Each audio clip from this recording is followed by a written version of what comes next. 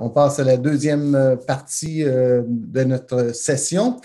Donc, nous allons avoir une présentation de Régent Hébert sur le financement des soins à long terme, perspectives internationales, suivie d'une présentation.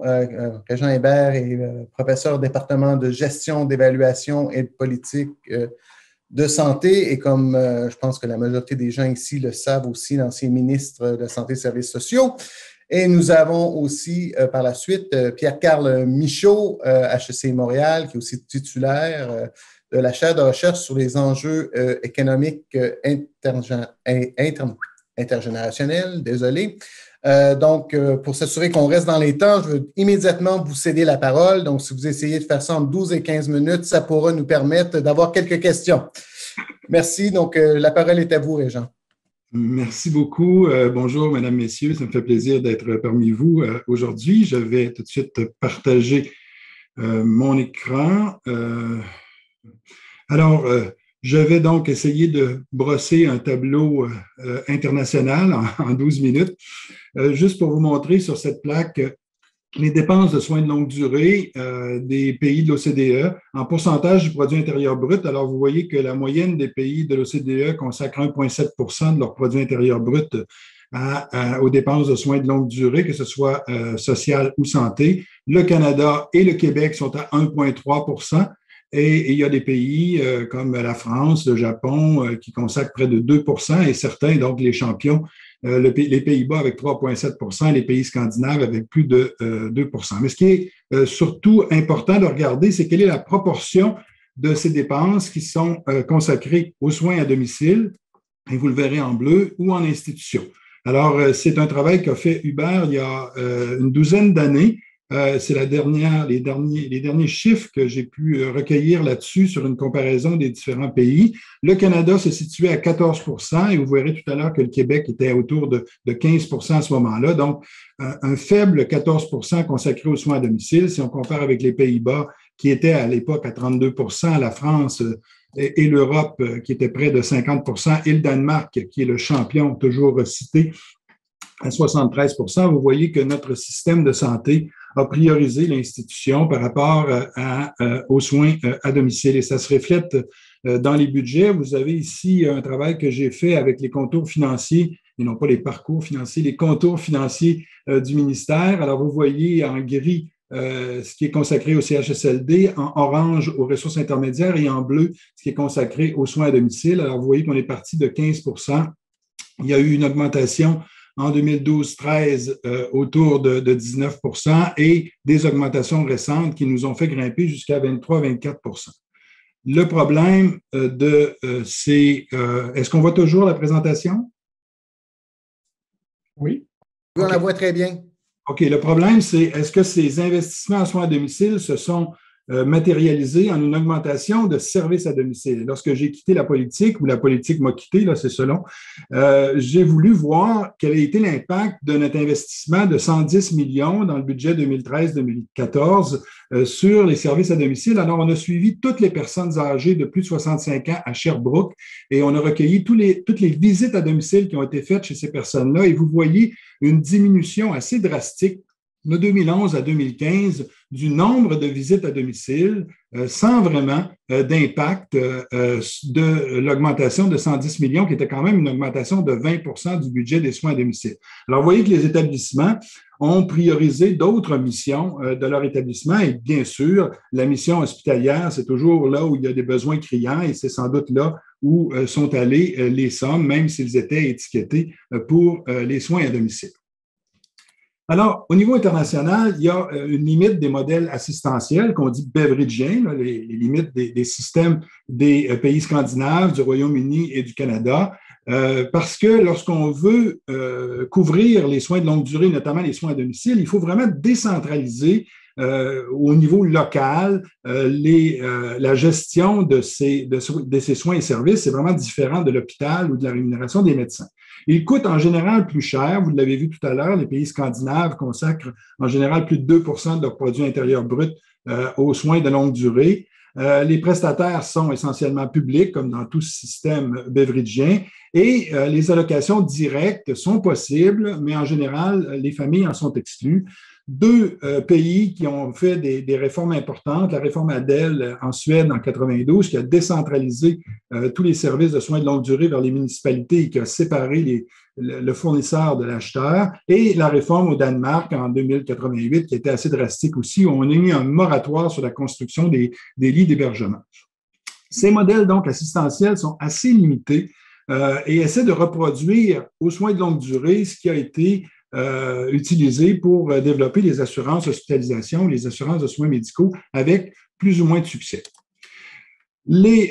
Plusieurs autres pays ont mis en place des assurances de soins de longue durée, donc les Pays-Bas, qui a été le premier pays, l'Autriche, l'Allemagne, le Luxembourg, le Japon, qui a fait un virage il y a une vingtaine d'années vers ce type de couverture, la France, qui a implanté l'allocation personnalisée d'autonomie en 2004, la Corée du Sud plus récemment, la Belgique. Et pour ces pays-là qui sont plus d'inspiration bismarckienne, d'assurance sociale, on considère donc de plus en plus les soins de longue durée comme étant le cinquième risque qui s'ajoute aux risques déjà couverts par ces systèmes de solidarité, donc la retraite, le chômage, les accidents de travail et la santé. Et une assurance de soins de longue durée ou une assurance autonomie avait été recommandée par la Commission Claire en 2000, renforcée par le rapport Ménard en 2005, et c'est le projet d'assurance autonomie que j'ai porté au gouvernement en 2013. Alors, comment ça fonctionne? En fait, on ajoute souvent les soins de longue durée à la couverture santé des mutuelles. En Allemagne, par exemple, c'est le cas. Donc, c'est obligatoire, c'est sans condition. Sans condition médicale. Il y a une mutualisation des risques. En Corée du Sud, il y a une seule mutuelle. Alors, c'est simple. Elle couvre à la fois la santé et les soins de longue durée. Et en France, on a créé un fonds, une Caisse nationale de solidarité pour l'autonomie, la CNSA, où j'ai d'ailleurs fait en 2011 une année sabbatique où j'ai pu reviser ces assurances de soins de longue durée et même aller visiter plusieurs pays où elles sont implantées. C'est donc un droit. Donc, actuellement, au Québec, on a le droit de se faire traiter si on a une fracture, mais on n'a pas le droit de recevoir des services à domicile. Donc, c'est maintenant un droit dans ces pays. Le financement est varié, comme vous le verrez tout à l'heure, et aucune n'est basée sur un financement capitalisé. Donc, c'est un pay-as-you-go plutôt qu'un financement capitalisé. Alors, ça fonctionne de la façon suivante. L'usager est évalué au moyen d'un outil en général et cette évaluation-là donne lieu à un plan de service. On a un certain nombre de critères. Ces critères sont basés sur le niveau d'incapacité et sur les moyens financiers du bénéficiaire. Et donc, on va allouer à partir de l'évaluation un montant, un budget ou encore un chèque pour couvrir la portion publique qui est financée par l'assurance de soins à long terme. Et donc, cette allocation ira à des prestataires sur la base du plan de service qui a été élaboré. Alors, le financement, en général, est déposé dans un fonds qui gère donc les allocations et les prestataires sont accrédités et on contrôle la qualité de ces prestataires. Alors, grosso modo, c'est comme ça que ça fonctionne. J'ai pris 4 exemples. Les Pays-Bas, qui est la première assurance et celle qui est la plus généreuse, comme vous le verrez tout à l'heure, l'Allemagne, le Japon et la France. Vous voyez que certaines couvrent tous les âges, d'autres sont ciblées essentiellement sur les personnes de 60 ou 65 ans et plus. L'admissibilité varie. Ici, aux Pays-Bas, vous avez 8 catégories selon les incapacités et les besoins de soins, 5 niveaux d'indépendance en Allemagne, 6 niveaux d'indépendance au Japon et 4 niveaux d'incapacité sur les 6 que comporte la grille Agir, donc les GIR 1 à 6. En fait, c'est les GIR, plus le GIR est bas, plus le niveau est important de besoin. L'évaluation est faite soit par une équipe nationale, comme c'est le cas aux Pays-Bas ou encore en Allemagne, ou par un professionnel, mais revisé par un comité d'experts, ou encore par une équipe régionale, comme c'est le cas en France. L'instrument varie. Il y a un instrument de 108 items aux Pays-Bas, une grille surtout médicale en Allemagne, une grille de 79 items qui examine les incapacités, les heures de soins et les besoins médicaux pour le Japon, et une grille de 17 items, la grille Agir. Ces allocations-là sont en nature ou en espèces aux Pays-Bas, en Allemagne aussi. 50% d'ailleurs des bénéficiaires utilisent la prestation en espèces.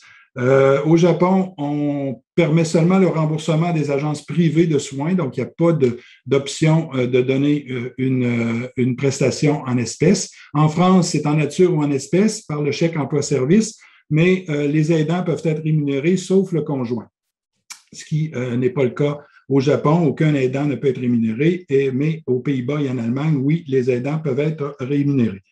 La contribution des bénéficiaires est minimale ou absente aux Pays-Bas, en Allemagne. Elle est fixe de 10 au Japon et elle varie selon le revenu en France et elle peut même atteindre 90 c'est-à-dire que les plus fortunés ne reçoivent que 10 en fait de l'APA, ce qui est très peu. Le financement est variable. Aux Pays-Bas, ce sont des cotisations, une taxation nationale et municipale. En Allemagne, 1,95 des revenus. Une surprime pour les gens qui n'ont pas d'enfants, ce qui est assez original, je devrais dire. Au Japon, 1/6 est payé par les pensions, 1/3 par une prime chez les 40-64 ans et le reste par des taxations municipales ou nationales. Et en France, on a éliminé le congé de la Pentecôte, plus des contributions sociales générales et des transferts de crédit.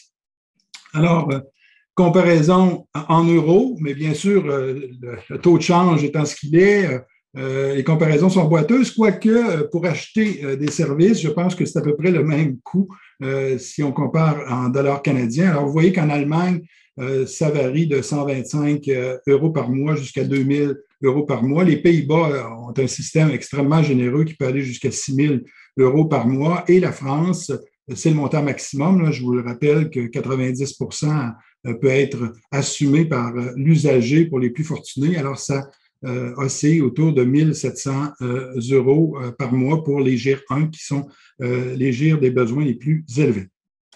Alors, le projet d'assurance autonomie, il faut bien que je vous en parle. C'est le projet qui m'a amené en politique et qui avait l'objectif d'assurer un financement public équitable, une gestion publique aussi, la gestion des soins de longue durée échappe à l'État pour les résidences privées pour aînés, par exemple, et d'encadrer la prestation de services.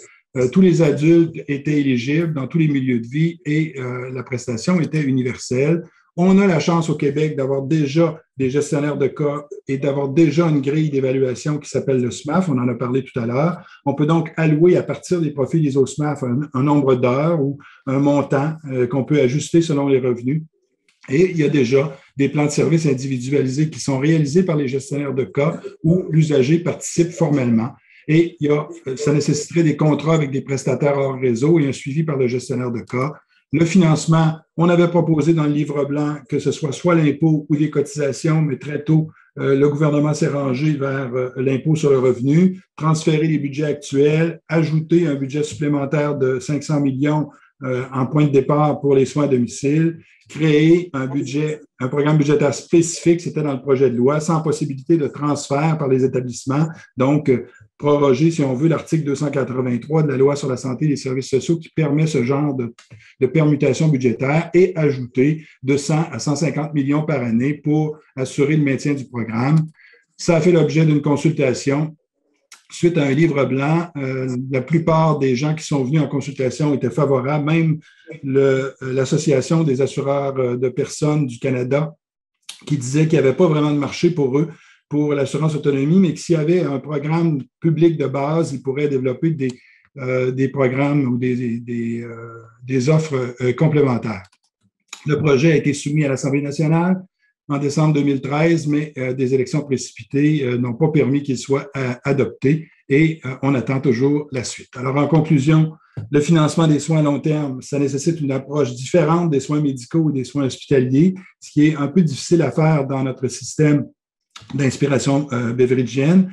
Il faut que ça se fasse soit par décentralisation ou par une assurance spécifique. L'objectif devrait être de favoriser le maintien à domicile, de libérer aussi les proches aidants et de les conserver sur le marché du travail et évidemment de contrôler les coûts, mais ça nécessite un virage important vers le soutien à domicile et je vous remercie de votre attention. Merci beaucoup et on va maintenant céder la parole à professeur Pierre-Carl Michaud. Alors, merci Patrick et Régent. Donc, j'imagine que vous voyez bien les transparents. Peut-être juste me faire un petit thumbs up si c'est le cas. Parfait. Je vais vous présenter en fait dans la série de travaux que nous avons réalisés dans notre groupe de recherche avec Régent, Nicolas James Clavet et Julien Naveau, le deuxième rapport qui en fait a été publié ce matin sur le site de la chaire. Donc, le premier rapport était un rapport d'une évaluation du statu quo et Nicolas James en a présenté les faits saillants ce matin. Et puis, ce deuxième rapport se veut un peu une évaluation, une quantification des impacts financiers d'alternatives et bien sûr des alternatives où on met l'accent sur un virage vers le soutien à domicile. Alors, le statu quo, de notre point de vue, semble difficilement acceptable. Autant du point de vue du niveau de service en soutien à domicile, le niveau actuel est de moins de 10 donc, et pourtant, les coûts vont exploser dans les années à venir. De la pression sur la création des nouvelles installations. Donc, on parle sur 20 ans de doubler donc le nombre d'installations en CHSLD. Et on augmente annuellement le nombre de places par un nombre qui est très petit en ce moment. Donc, une pression énorme sur la création de nouvelles installations et des coûts, comme vous l'avez vu, avec des coûts qui étaient multipliés par 3, par 4 sur 20 ans. Donc, ça nous semble difficilement acceptable, en particulier dans un contexte de financement de la population où les revenus du gouvernement ne croît pas de manière très rapide. Le Québec a plusieurs outils dans son coffre à outils. Vous avez entendu parler, Marie-Pierre, Isabelle vous a parlé du PEFSAD, Luc Godbout vous a parlé du crédit maintien à domicile. Il existe le soutien à domicile qui est fourni par le M3S. Régent en a parlé un tout petit peu. Il y a les RIRTF qu'on a aussi mentionnés et les CHSLD. Donc, il y a beaucoup de moyens qui sont utilisés pour aider les personnes en perte d'autonomie au Québec. Et l'idée ici, ça va être de tirer le maximum de ce qui existe et aussi de voir où il y a des lacunes et qu'est-ce qu'on peut faire pour améliorer les choses. Alors, les principes directeurs, on a voulu se donner quelques balises pour réfléchir à un virage, parce que si on prend un virage sans balise sur une route, on ne sait pas où on s'en va. Donc, essentiellement, ce qu'on a voulu faire, c'est d'avoir quelques principes directeurs. Un des premiers principes, c'est l'équité horizontale, c'est-à-dire que s'assurer que l'aide qui va vers les personnes en perte d'autonomie est croissante dans les besoins de services. Donc, ça, c'est le premier principe important qui est rempli par certaines mesures, mais moins par d'autres mesures. L'équité verticale qui va selon le revenu, et on en a parlé un tout petit peu dans la présentation de Régent, donc que l'aide soit plus importante chez les gens qui ont moins de ressources économiques que chez les gens qui en ont davantage. La préservation du choix, c'est-à-dire qu'il y ait une liberté de choix au niveau de la personne en soutien à domicile qui puisse bénéficier de l'aide de l'État pour acheter des soins autant provenant du M3S que d'autres organismes qui pourraient offrir du soutien, donc que ce soit au niveau communautaire, que ce soit au niveau privé. Une neutralité de l'aide de l'État, et j'en parlerai concernant l'hébergement versus le soutien à domicile, s'assurer qu'on ne favorise pas indûment l'hébergement. Un meilleur contrôle des coûts. Donc, si on peut, est-ce que c'est possible de faire un virage vers les soins à domicile, le soutien à domicile, où on a une réduction des coûts par rapport au statu quo? Et finalement, une transition graduelle parce que des virages, il faut prendre ça doucement et plus doucement on les prend, mieux on va prendre la courbe que si on essaie de faire un virage brusque. Donc, c'était nos principes. Et si on va au niveau du point de départ de notre réflexion, là, qui dure depuis presque une année, c'était d'abord de bien réfléchir à quel est le coût en ce moment par profil ISO-SMAF pour différents modes de soutien aux personnes âgées. Et on voit la ligne rouge, Nicolas James en a parlé, en CHSLD, peu importe le profil ISO-SMAF, si on est pris en charge en CHSLD, on parle d'un coût d'un peu plus de 100 000 et ça l'exclut les coûts de construction. En RIRTF, c'est beaucoup plus faible, donc à un niveau inférieur d'à peu près la moitié. Et en soutien à domicile, ce qui est important de réaliser, c'est que la situation actuelle, ce sont les barres bleu foncé qui sont tout au bas, c'est-à-dire que ça ne coûte pas cher en ce moment au gouvernement de donner du soutien à domicile, mais on en donne très peu. Et si on utilise plutôt les besoins, on remplit les besoins entiers, donc 100% en soutien à domicile, donc le nombre d'heures dont Nicolas James faisait état, bien là, vous voyez les barres en vert qui nous donnent un peu le coût, donc ce que ça implique en termes de coût de prise en charge.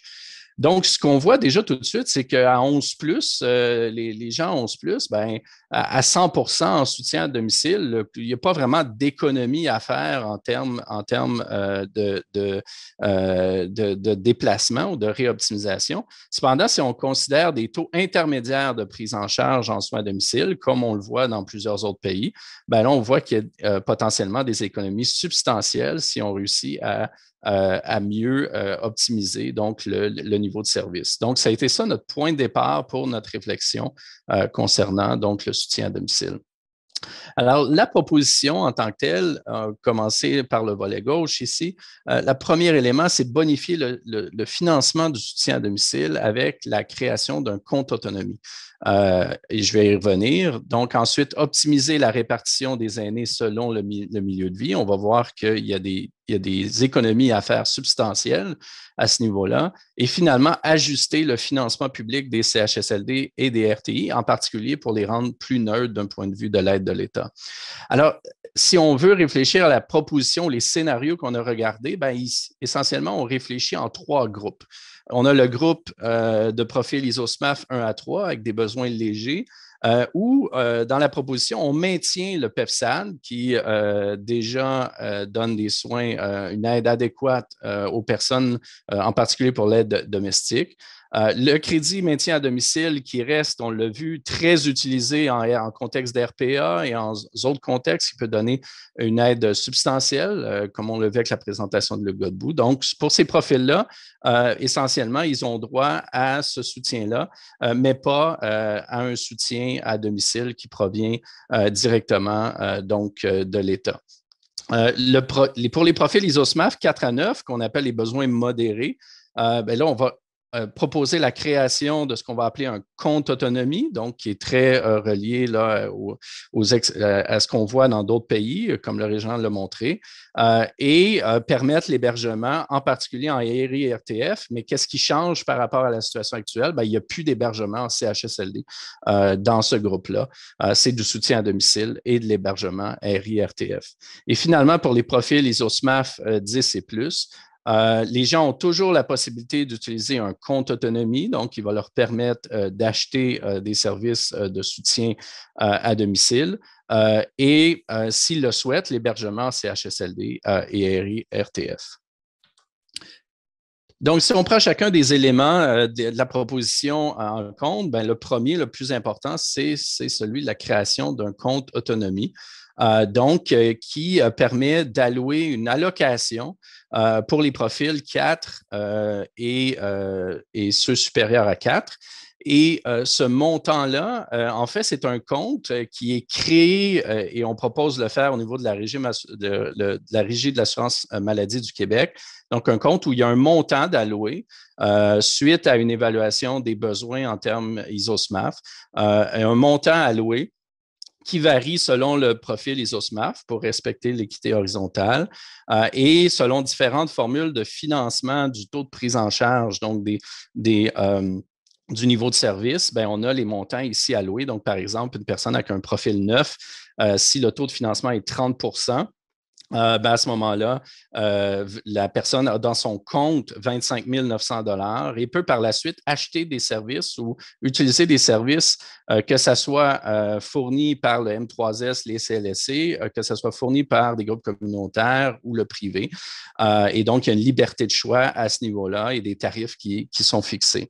Et on voit que selon les taux de financement, ben, on peut atteindre là, des niveaux de 51 000 $. Passé 11 et plus, ben, le montant est fixé. Donc, il ne continue pas de croître parce qu'à ce moment-là, ben, l'hébergement peut devenir aussi une solution alternative à un ISO-SMAF de 14. On a essentiellement des besoins quasi permanents de soutien et donc, à ce niveau-là, l'hébergement peut être une solution qui est favorable. Donc, en termes d'optimisation de milieu de vie, le tableau de gauche vous montre le statu quo, ce que Nicolas James a utilisé plus tôt dans les simulations. Donc, ça, c'est basé sur des données du ministère de la Santé. Par profil, la répartition, par exemple, au profil 6, 88 sont en soins à domicile, 7, 69,5 Ce qu'on fait dans la réoptimisation est un peu basé sur la matrice de coût, le graphique de coût que je vous ai montré plus tôt, c'est que pour tous les niveaux inférieurs, donc à 7, les gens se retrouvent en soins à domicile. Bien sûr, pour les niveaux 1, 2, 3, c'est le crédit maintien à domicile et le PEFSAD qui les prend en charge. Et pour 4 à 6, c'est le compte autonomie. Par la suite, pour les niveaux 7, 8, 9, ce qu'on fait, c'est qu'on transfère les gens qui sont en CHSLD, soit en RI ou soit en soins à soutien à domicile. Et ce qu'on fait ici comme hypothèse, c'est que la répartition se fait également entre les deux modes. Bien sûr, on ne connaît pas la réponse des gens à ces changements-là si ce scénario-là a été mis en place, mais on pense que c'est une hypothèse conservatrice pour débuter, donc d'allouer ces gens-là vers RIRTF et soins à domicile. Et finalement, pour les profils 10 et plus, bien, on garde la même répartition qu'il y a actuellement. Donc, on ne fait pas d'hypothèse sur, donc avec la création d'un compte autonomie, vers quel mode, milieu de vie les gens vont aller. On garde la même structure dans nos calculs. Troisième élément important, ajuster le financement public des CHSLD et RIRTF, c'est le principe de la neutralité de l'État. À l'heure actuelle, dans la contribution qui est demandée aux utilisateurs, le coût du logis et de repas n'est pas inclus actuellement. Donc, quelqu'un qui est en soutien à domicile doit payer un loyer, doit payer ses repas et ensuite reçoit du soutien à domicile. Mais quand il s'en va en hébergement, tout ça est pris en charge par l'État actuellement. Donc, on a des taux de prise en charge qu'on voit ici de 79,7 en RIRTF, donc le taux de prise en charge public est 81 Donc, si on fait le calcul à l'aide des états financiers de tous ces organismes-là, on se rend compte que si on voulait la neutralité complète par rapport à cet élément-là, 70 serait le bon niveau. Et on voit que la contribution usagée à ce moment-là en CHSLD passerait de 18 500 à 30 300 et bien sûr serait modulée selon le revenu. Et ici, on n'a pas voulu élaborer sur les formules qui peuvent être utilisées, mais plusieurs formules peuvent être mise en place. Et bien sûr, pour faire écho à la présentation que Martin Boyer a faite ce matin, ça peut être un des éléments où les assurances complémentaires privées peuvent venir jouer un certain rôle pour aussi aider les gens plus fortunés à faire face à ce genre de coûts en hébergement. Donc, quand on en arrive aux projections du nombre d'usagers, ce qui est intéressant avec ces trois éléments-là, donc bonification du soutien à domicile pour les gens avec les besoins modérés, et contribution accrue au niveau des gens qui vont en hébergement et une implémentation graduelle sur 10 ans, on se retrouve avec des projections où donc les lignes foncées sont le statu quo que Nicolas James a présenté et les lignes pointillées, c'est avec la réforme, avec la proposition. Et on voit ce qui est intéressant, en particulier en CHSLD, c'est qu'on est capable pour 10 ans de souffler en termes de construction de nouvelles places.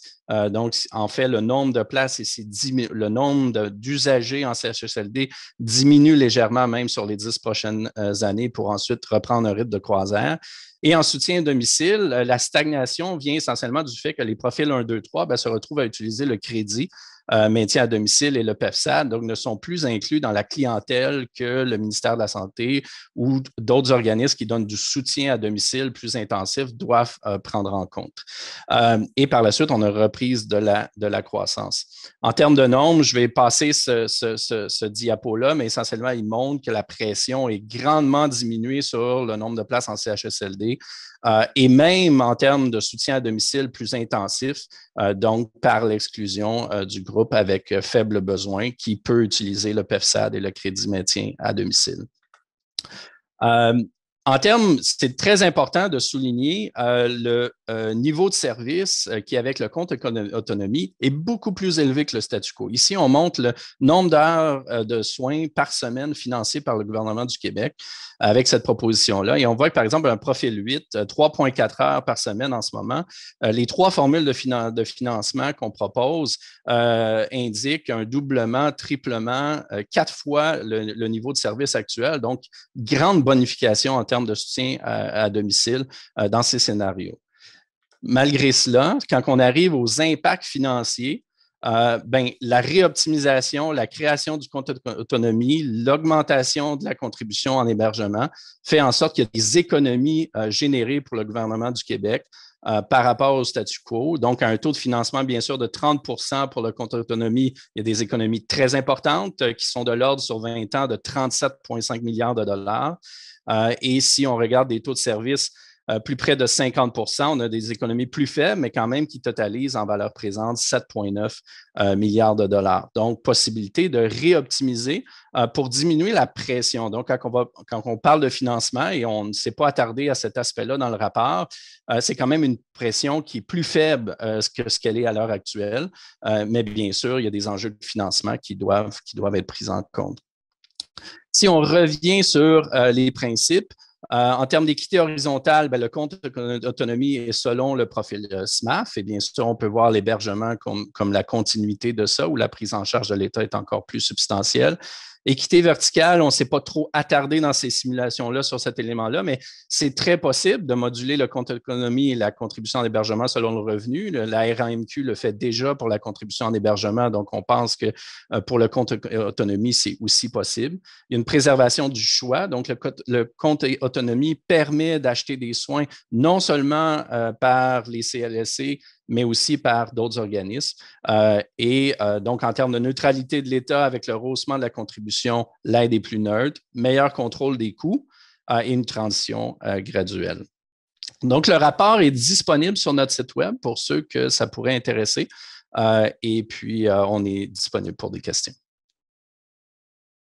Merci, Pierre-Carl. Donc, j'ai promis que nous allons revenir à 11h30, mais d'ici là, on a une question. Je pense que vous êtes en mesure de répondre rapidement.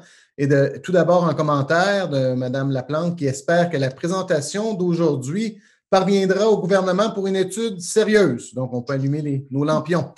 La question est de Mme Laberge. Vous donnez des coûts moyens pour les CHSLD et les RI, mais est-ce que les coûts réels ne varient pas pour les résidents selon leurs besoins profil ISO-SMAF? Régent, est-ce que tu veux répondre? Pour les CHSLD, non. C'est un coût fixe. Pour les ressources intermédiaires, effectivement, ça varie. Ça a été pris en compte tant par les travaux originaux de l'équipe que Nick James a présenté que par les projections financières qui ont été présentées par Pierre Carl. Puis on a une dernière question de M. Fortin. J'ai l'impression que M. Fortin est un économiste. Est-ce que ces simulations sont un comportement constant de la part des usagers et des offreurs de services? Tout à fait. Et Bernard soulève un excellent point. Donc, il faudrait en connaître davantage sur différentes élasticités, différentes réactions pour pouvoir modéliser ça. Il y a clairement beaucoup de choses à regarder à ce niveau-là. Et on n'a pas pu faire ça dans les temps qu'on s'était donné pour faire ces simulations-là, mais plusieurs réactions intéressantes à regarder. Bon, et en fait, si je peux me permettre de compléter, on a été conservateur dans les projections puisque mon impression, c'est que si le financement des soins à domicile était plus important, il y a des gens qui préféreraient rester à domicile que d'aller en CHSLD à des profils 10 et plus. Et on a posé l'hypothèse qu'il y aurait la même proportion qu'actuellement, mais moi, je suis assez convaincu qu'il y a des gens qui vont choisir de rester à la maison avec les sommes qui peuvent aller jusqu'à 50 000 $ par année qui seraient consenties par un compte autonome. Bon, tout à fait, je suis d'accord avec ça. Je vous remercie, vous deux, puis je vais avouer que dans la panoplie de propositions de réforme, je crois que ce que vous avez présenté aujourd'hui fait partie probablement des plus réalistes. Donc, sur ce, je vous laisse et puis on se revoit à 11h30.